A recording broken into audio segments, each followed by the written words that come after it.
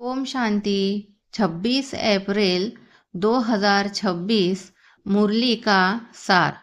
अव्यक्त मुरली का सार सुनते हैं। आज बाबा ने कहा, नए वर्ष में सभी आत्माओं को संदेश देकर गोल्डन वर्ल्ड गिफ्ट दो। बाप समान बनने के लिए देही अभिमानी रहने की नेचर को नेचुरल बनाओ। आपके नयनों में नवयुग घूम रहा है, नया युग आया कि आया। तो आज हमें बाबा ने 3 बधाइयाँ दी है, नए जीवन की, नए युग की और नए परिवार और बाप से मिलने की भी बधाई बाबा ने दी है। नई दुनिया की गिफ्ट भी बाबा ने दी है। साथ में बाबा ने हमें ज्ञान गुण शक्तियों का खजाना और स्वमानों का खजाना भी दिया है। कोई भी बच्चा बिगैर संदेश का ना रहे, ऐसा बाबा ने आज बताया है। सबको पता चले कि हमारा बाप आ गया है। लकी बनने की मुबारक देते हैं। लक्ष्य को साथ रखकर वैसे लक्षण भी बनाने देखना चाहते हैं। डोंट सी ब्रदर और सिस्टर, ओनली सी फादर। समझा?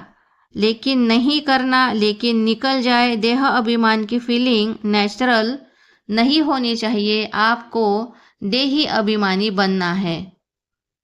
अगर आप हमेशा देही अभिमानी स्थिति में रहते हैं और ये आपके लिए नेचुरल है, तो बाबा आपके द्वारा साक्षात्कार का पार्ट भी चला सकता है।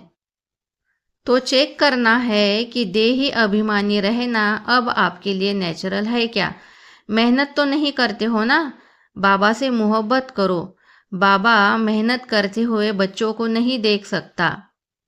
तो नेचुरल देही अभिमानी बनो। बाकी करण करावन हार बाप तो साथ में है ही। संकल्प में भी हमारा पाँव नहीं हिलना चाहिए। संकल्प में भी अगर कुछ हम अलग सोचते हैं तो ये भी माया का परचम होता है। ब्रह्मा बाप भी हमेशा कहते थे कि ये यज्ञ मैंने नहीं, शिव बाबा ने रचाया है। इसका मतलब करण करावनहार स्वयं सर्वशक्तिमान परमात्मा ही है। माया के भिन्न भिन्न रूपों को अब विदाई दो। स्वप्न में भी माया न आए। माया को भी पता है कि अब उसकी विदाई होने का समय है। वो भी तो बाबा की बेटी है ना, तो वो भी बाबा से कहती है कि बाबा, कुछ बच्चे अभी तक मेरा आवाहन करते हैं, इसलिए मुझे वापस आना पड़ता है। मतलब अब माया भी विदाई चाहते हैं, इसलिए अब हम बच्चों को परिपूर्ण बनना है और मायाजीत बनना है। बाबा कहते हैं कि स्वमान में शांति में बैठने की प्रैक्टिस करो।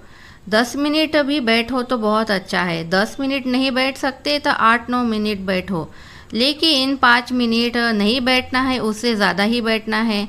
क्योंकि 5 मिनट बैठेंगे तो उसमें तो 2 मिनट अलग अलग विचार करने में ही जाएंगे।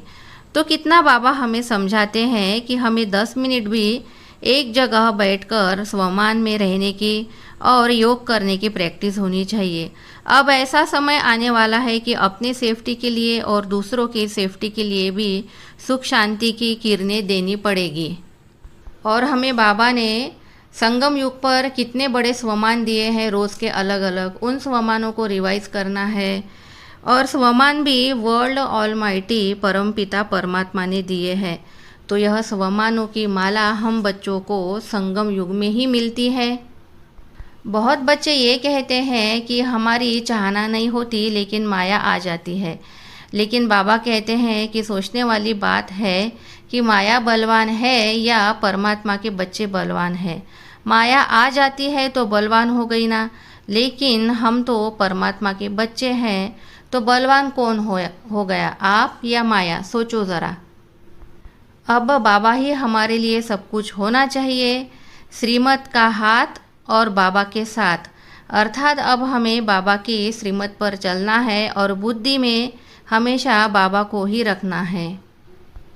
आज की मुरली में बाबा ने वरदान ये दिया है कि सर्विस व पुरुषार्थ में सफलता प्राप्त करने वाले डबल ताजदारी भव।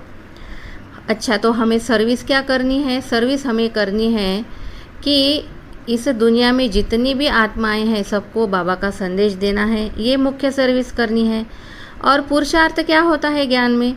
रोज़ अमृत वेला करना, नुमा शाम करना, मुरली पढ़ना और लोगों को भगवान की राह पर चलाना ये हमारा पुरुषार्थ है। और इसमें जब हमें सफलता प्राप्त हो जाती है तो हम डबल ताजधारी बन जाते हैं। मतलब सर्विस भी की और पुरुषार्थ भी किया तो हो गई ना डबल बातें, तो हम हो जाएंगे डबल ताजधारी।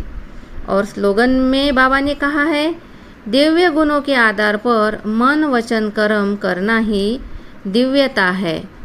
तो ये था मुरली का सार। ऐसे ही मुरली के लिए चैनल को सब्सक्राइब करिए। ओम शांति।